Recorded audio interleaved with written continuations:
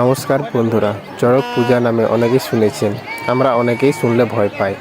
চৈত্র সংক্রান্তির দিনে পালিত হয় এই চড়ক পূজা। চৈত্র মাসের শেষে দিনে শুরু হয় এই বৈশাখী চড়ক পূজা। বৈশাখের প্রথম 2-3 দিনের মধ্যে এই চড়ক পূজা উৎসব চলে। একে শিব ঠাকুরের গাজন উৎসব অন্যতম অঙ্গ হিসেবে ধরা হয়। এই দিনে বিভিন্ন স্থানে মেলা বসে, তা চলে কয়েকদিন ধরে।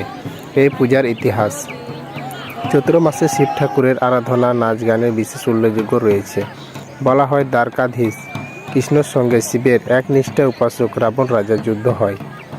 সেই যুদ্ধ থেকে মহাদেবের অমরত্ব লাভ করার জন্য রাবণ রাজা নিজের শরীরে রক্ত দিয়ে মহাদেবকে তুষ্ট করেন এবং ভক্তিমূলক নাচ গানও করেন। তখন থেকে এই পূজা শুরু হয়। এই পূজার বিশেষ কিছু প্রথা রয়েছে যা আজও নিষ্ঠার সঙ্গে পালন করা হয়, যেমন জ্বলন্ত কয়লার উপর দিয়ে হাঁটা, ছুরি এবং কাঁটার উপরে লাফানো, কুমির পুজো, শিব ঠাকুরের বিয়ে, অগ্নির উপর নাচ, শরীর বাণবিদ্ধ করে চড়ক গাছে দোলা।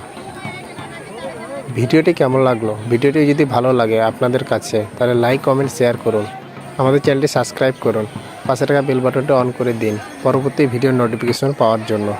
আর যারা চ্যানেলে সাবস্ক্রাইব করেছেন তাদেরকে অসংখ্য ধন্যবাদ।